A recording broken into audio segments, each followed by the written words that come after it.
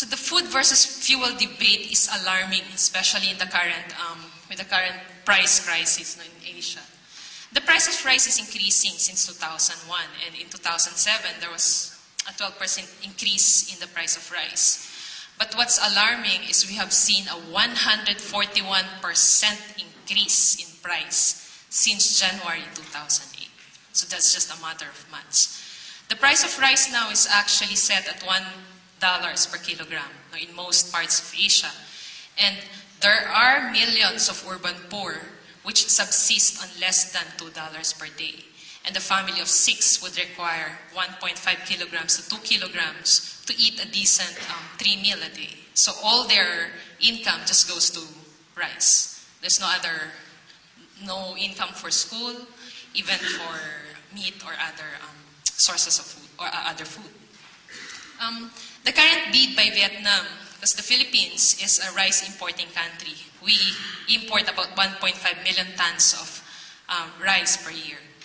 And the current bid of Vietnam for 500,000 tons of rice, which was about a week ago, was set at record high at $1,200 per ton. This is a significant increase from $294 per ton last year, and around $400 per ton just early this year.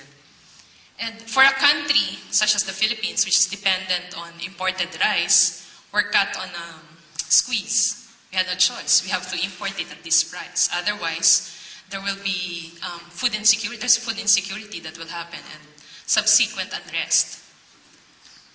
This is just to show you the trend in the rice prices in the years. So what's the solution to the growing hunger? The immediate solution is, of course, to import. But if we analyze where does the Philippine government gets the money for the importation and broadly how to support the agricultural sector, we get it from debt. We actually get it from domestic borrowings, and this is in the form of floating bonds. So it makes our agriculture sector dependent on the fluctuations of the financial market. And so with the drop in the US dollars, you could imagine how insecure the whole agriculture institutions are. And part of the support also comes from official development assistance. And official development assistance is one of the culprits for the causes of Philippine debt crisis. ODA comes in the form of 25% grant and 75% loan. The Philippines has a current outstanding debt of 95 billion US dollars, 40 billion as foreign debt. Each year we pay about 15 billion and allocate 15 billion from our national budget to pay off these debts.